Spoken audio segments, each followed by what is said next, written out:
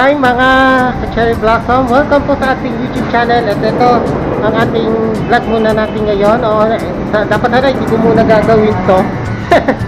Okay, so kasi ang pangalawang araw na po ng kanilang pagbo-broadcast ng Radyo Contra Vivo after ng kanilang station maintenance dito sa Pasay City.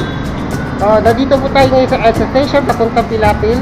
Mamaya may tatlo ang pupuntahan natin. Yung mga napuntahan natin yung Holy Week, pupuntahan natin ulit.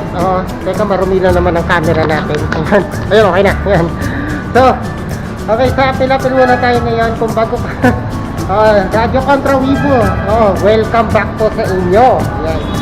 Wala na munang respakan, wala na munang titirahin dito sa vlog natin to. Dahil may isang tao po na respetado po na sumakabilang buhay na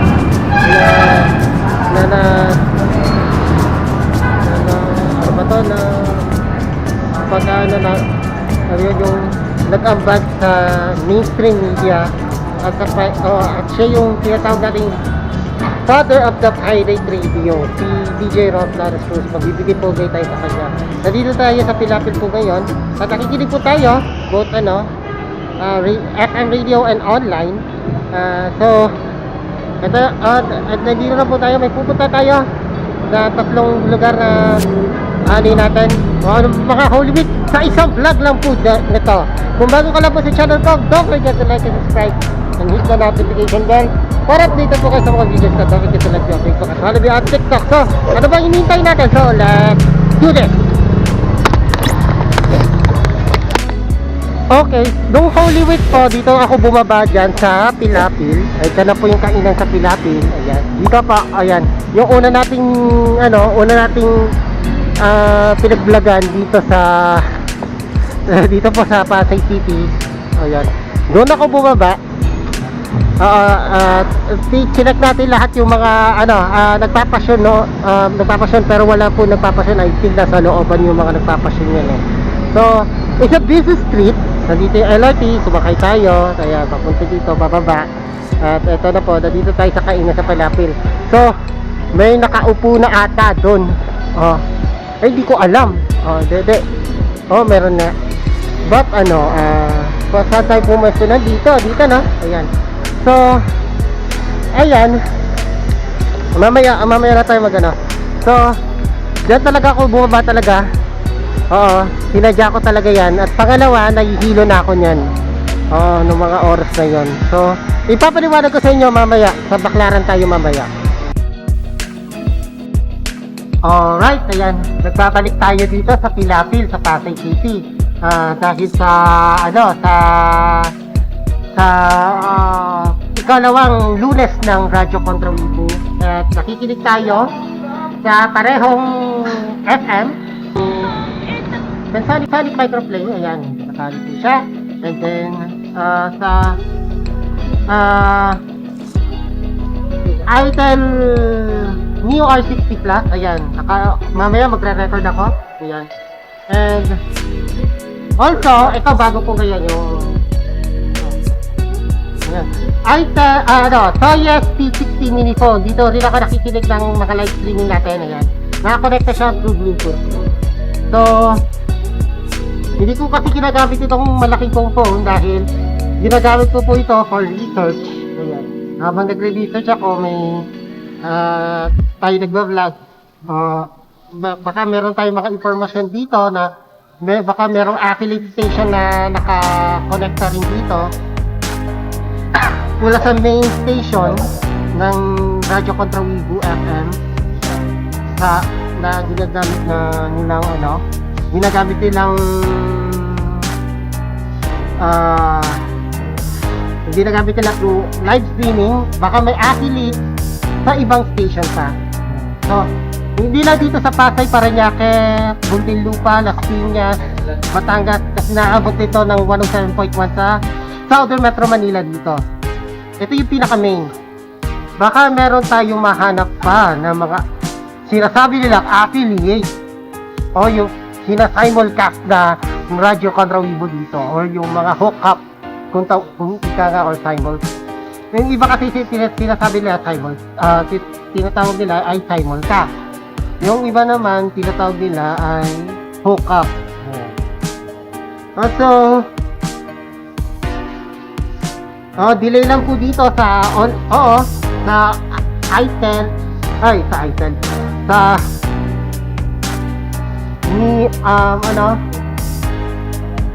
Soya C60 mini phone. Ayan, delay po dito dahil live streaming po ito. Ang ginagamit po nating app ay online radio box. Ayan. So, mahalata tayo sa caster kapag tayo ay nakikinig doon. Ayan. Mahalata tayo kasi babanatan tayo doon. So, ayan. So, yan. Itong dalawang to. Itong, ginagamit po natin for today. Mamaya sa ibang lugar tayo kakwenta natin po yung nangyari po sa kay DJ Ron Flores Crew. Happy. Kay DJ pero dito naman ang kay DJ Ron Flores Crew ng Radio Contra Droga na kanyang frequency 98.1.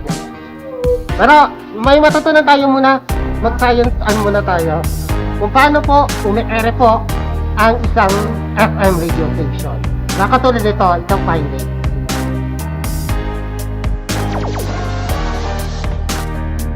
Ito po yung ating gagamit lang muna ako ng phone ko, itong Android phone ko na malaki. Ito yung ating iTel Neo R60 at yung Soya P60 natin at yung ating Tensoric Microplay na nag-transmit ng Radyo Katrawibo dito sa buong Pasay City.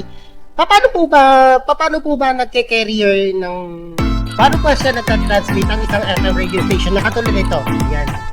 Ito ay natutunan natin po sa Agro Electronics. So ito, mag-uumpisa muna tayo sa ayan, drawing lang ako ng square. Okay. Input. Ayan, audio input. Ayan. So, ito, yung audio input natin, ang ginagamit natin sa mga source natin, yung mga MP3 player, cassette, vinyl, plaka,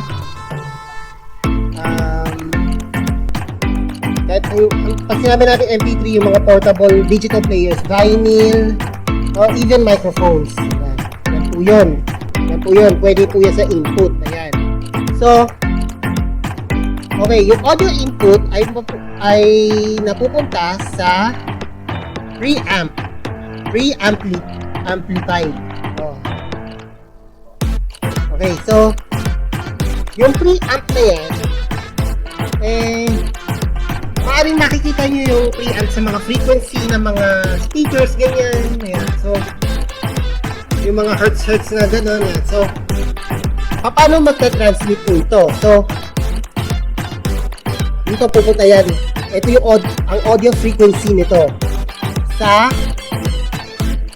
modulator. Ayan. Modulator. So, into muna tayo dito sa modulator.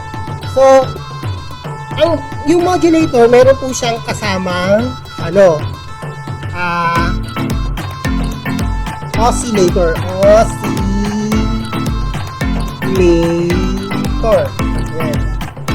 Ayan. Kulang pa nga ako kulang ako ng C. Ayan. Oscillator. Yung oscillator po, yan po yung nagke-carrier ng channel o sa mga radio frequency natin, kagaya niya ng channel na meron sa modulator. So, kapag ang oscillator ay yung meron siyang sine wave, yan, meron po siyang ganon. Yan, sakit sa ulo na, yan yung sakit sa ulo na inaano ko, yung mga sine wave din. Okay, kapag malinaw po ang signal ng isang radio signal, ang tawag po dyan ay FM, frequency modulation. Pero ang FM kasi ay very clear signal that hindi maabot ng ibang kapag siya ay low power. Kapag high power po siya nasa 25 to 60,000 watts, nagaano po siya na lumalawak po ang broadcast niya. Kaya po nagkakaroon tayo ng Mega Manila broadcast ng FM signals kahit sa mga probinsya, katabing probinsya ng Metro Manila. So, kapag ang quality niya ay mababa at saka malawak signal, yun ang tinatawag na AM o amplitude modulation. So, yun po ay nangyayari po yung sa DZUP, yung napuntahan po natin sa Diliman. Kaya po meron po itong high voltage bawal pumasok. Malakas po talaga voltahe po noon dahil malawak ang signal po. So, pagdating sa modulation, merong RF po dito, radio frequency. Ayan. Ang radio frequency ay mapupunta sa amplifier. Nag-a-amplify po siya at po siya naglalawak ng signal papunta sa antena. Kung nagpapaksa. Ayan. So, yan po ay yung audio frequency po natin ay nagiging radio signal na nagpapalawak ng broadcast. Ganyan po yun. Ayan. So, yun ang purpose ng isang FM transmitter. So, yun lang po ang ating ang tuturo ko po sa inyo. Pasensya na po, may copyright, i-ano na lang natin, i-dry signal na lang natin mamaya to.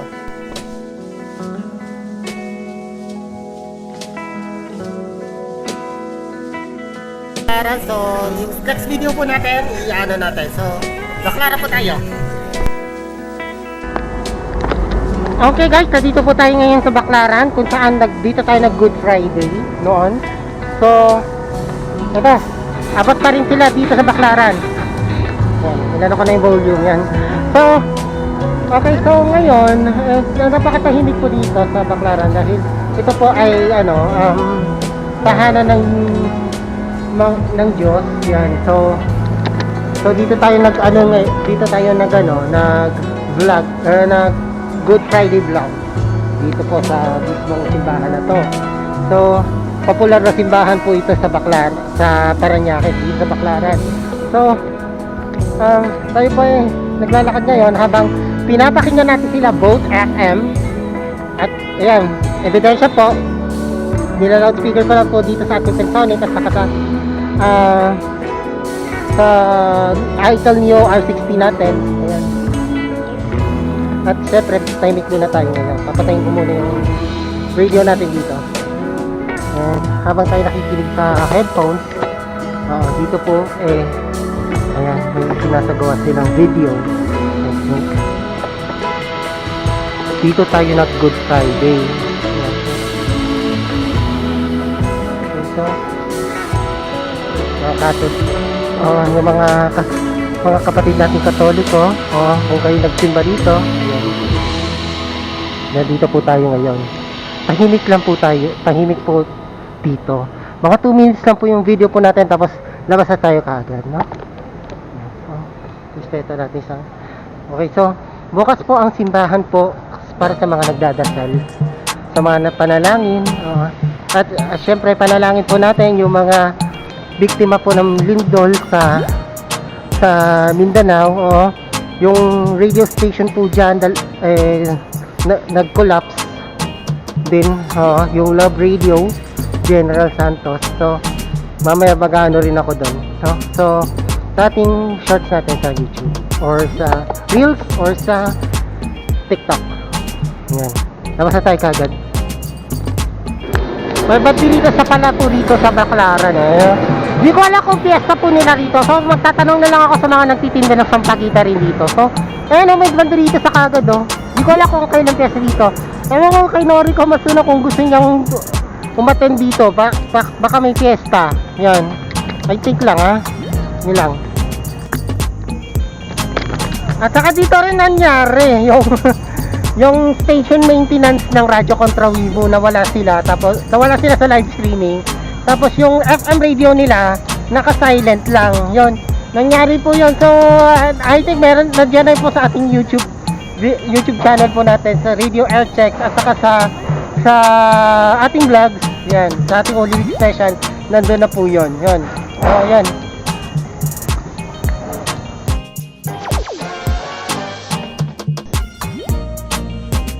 Okay, dito muna tayo magkukwentuhan dito sa Baclaran Church. Ayan, dito pa sa tapat ko. Ayan, may badiritas na po dito ngayon. Ayan, di ko alam kung kailan ang fiesta. Ayan. Okay, kukwento natin po yung tungkol kay Ron Flores Cruz. Ayan. Ayan, si Ron Flores Cruz po ay bigla ang namatay na, bigla pong pumanaw noong March 31, Miyerkules. Hindi pa tayo nag-Holy Week niyan. Biglaan na po 'yon. So, hindi po natin alam. So, yun ho, nangyari, si DJ Nomi, sa Radio Contra Weibo page tayo nag-update sa kanila. Yun. Tapos, bigla na lang, sabi, namatay na daw si Ron Flores Cruz. At tinignan na namin yung page ni Ron Flores, ayun, oo, namatay na nga. Yan. Ang kinamatay niya atake daw sa puso. Yan. So, namatay yung March 31, nilibing na siya mga mga April 8 yata, April 7, 90. So, yung senyalis po yung nangyari sa akin ng Holy Week. Nahilo ako. Tapos, pagka uwi ko doon, bigla na lang ako nagsuka. Sabi ko, masama ang kutob ko dito. Sabi ko ganun. Sana wag naman mangyari sa mga kamag-anak ko o sa mga kapitbahay ko. Hindi po nangyari 'yon.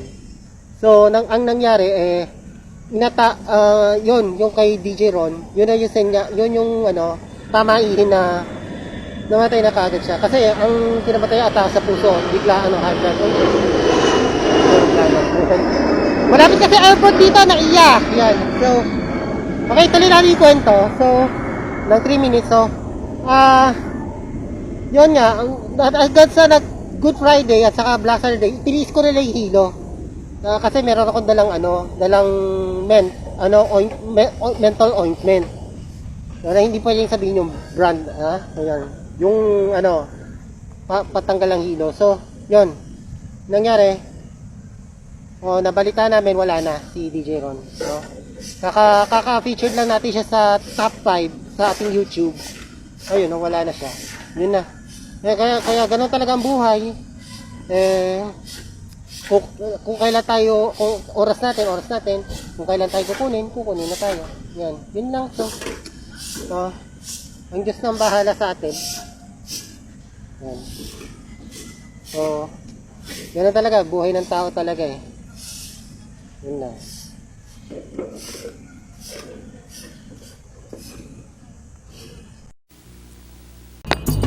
Okay, ayan, nandito na po tayo sa MOA. Ayan, dito po sa Pasay City. At syempre, malinaw na po yung broadcast din ng Radio Contra Weibo. Ewan ko lang to sa SMS kung aabot, kung mag-weak signal to, no? So, hindi tayo natuloy dito nung Black Saturday dahil nawala sila sa ere. Ayun, dahil nag-sign off, dahil sa, ewan ko na kung may problema yung FM transmitter nila o yung antenna nila. No? So, yun. Hindi na po tayo nagpatuloy dito sa MOA. So, ngayon, nagbalik tayo dito para sa air check nila for second Monday of broadcast nila dito sa 107.1 yun. So, yun. Para So, yun lang po yung gagawin natin. So, yun lang.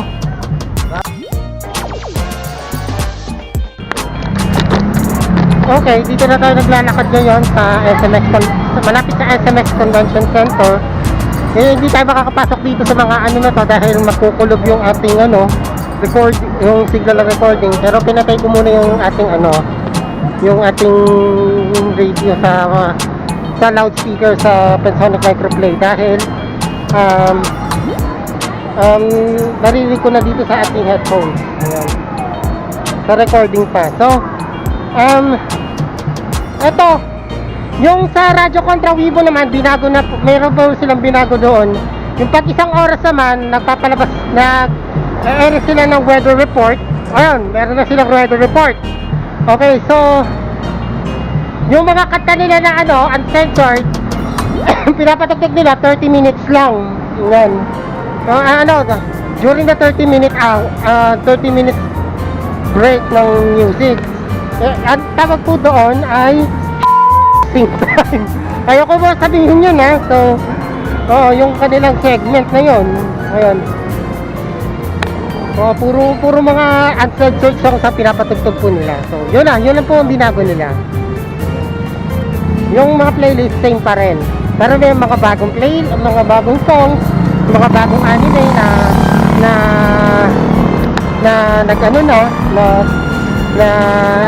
download nila at saka nasama sa playlist nila. Yun. Maganda yun. Goods yun. Ayan. So, pero marami na po naghahanap ng mga anime lovers na tumatambay dito sa SMX Convention Center during the cosplay events ang naghahanap ng anime music. Yun lang. Okay, it's now 5:49. Ayan. Ito yung Manila Bay natin. So, kukunti lang po yung mga pumupunta dito. Ayan, so, umaalon-alon pa yung Manila Bay ngayon. So, at ito, umi-ere pa rin sila. Abot pa rin dito. Ayan. So, naabot pa rin. Ayan. So, magaling ng maintenance nila. Ayan. Nakaabot na sila. Mula hanggang Cavite at hanggang Batangas. Abot na nga hanggang Batangas pag maganda yung radyo mo eh. Yan, Yan. It's 107.1. Ayan. Dito sa Mall of Asia Complex. Dito sa Manila, dito sa bandang Seaside Boulevard. Ayan. Umaalon-alon pa. Walang bagyo pero malakas ang signal. Grabe. Ayan. Ayan, grabe na dito. Pero dito sa recording natin parang nagagaral-gal pero okay naman, worth it naman. Yan. So, ayun. So, ayan. Dito na rin tayo susambay din. Ayun muna. Kasi ang pakit ang signal dito eh. Hanap tayo ng magandang signal dito paglakad natin.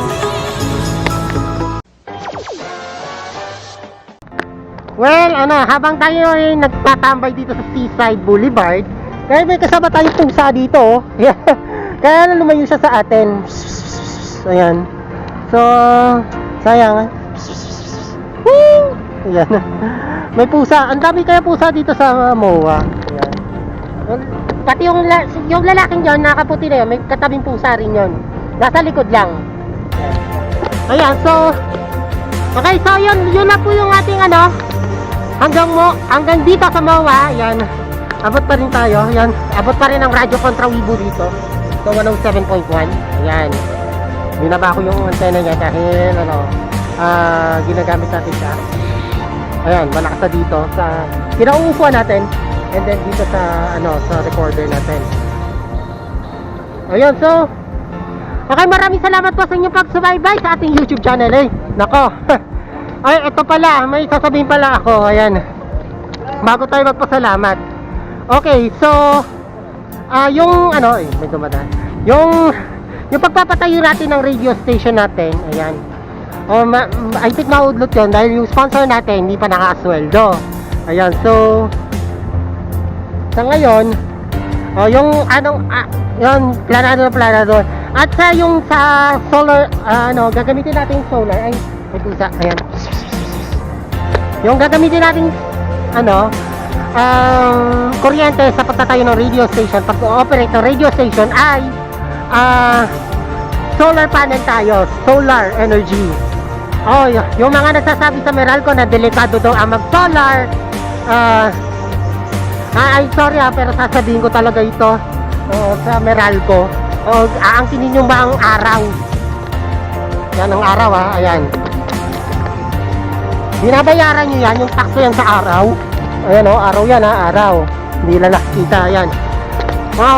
Babayaran nyo ba ng tax yan? Aangkinin nyo yung araw.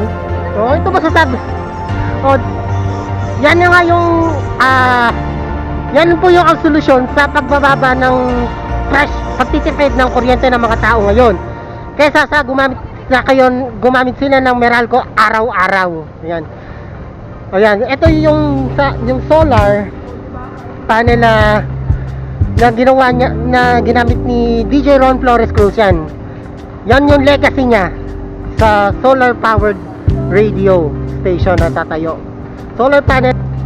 Ang radyo kontra Weibo, ang ginagamit talaga Meralco. Ayan, so I think Meralco talaga, baka hindi sila nagso-solar eh. Yun. Ang laki ng binabayaran, I think malaki ng binabayaran nila sa kuryente. Ayan, so ito na masasabi ko sa Meralco. Ayan. Oo.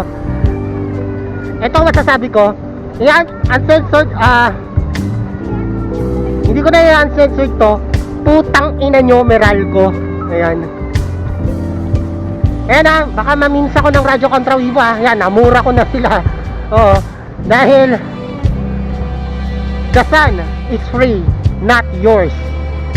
So maraming salamat po sa inyong pagsubaybay sa ating YouTube channel dito sa Cecil Boulevard. Ang huli nating bus, next stop dito sa ating vlog natin ng kanilang second Monday of broadcast ng Radyo Kontra Weibo. So maraming salamat po. Wala na pong bangayan po dito sa ating sa Audience Radio Kontra Weibo. Ang minura ko lang po ay tanging Meralco lamang po. Do. Ayan, Meralco, huwag yung tangkilikin yung produkto ni MVP, yung TV5, Maynilad, NLEX, ano pa ba? Meralco, lahat ng MVP group of companies products, huwag yun daw po tatangkilikin. Please lang. Yan. So maraming salamat po sa inyong pagsubaybay sa ating YouTube channel. Kung baka wala po sa channel ko, don't forget to like and subscribe and hit the notification bell para updated po kayo sa mga videos ko. Don't forget to like my Facebook and follow me on TikTok. So this is Shari Lulu Kabab Vlogs. As always, thanks for watching.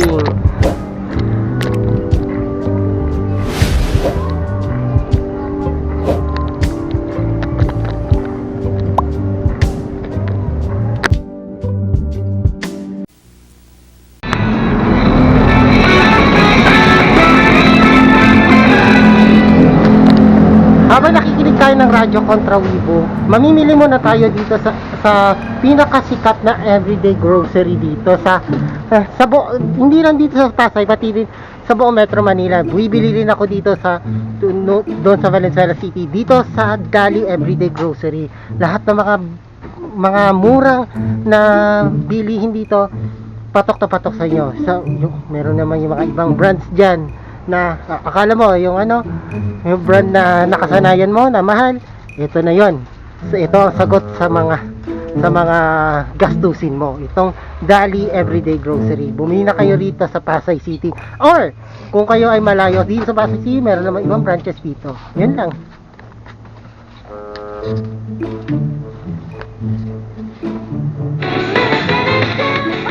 Malawak dito.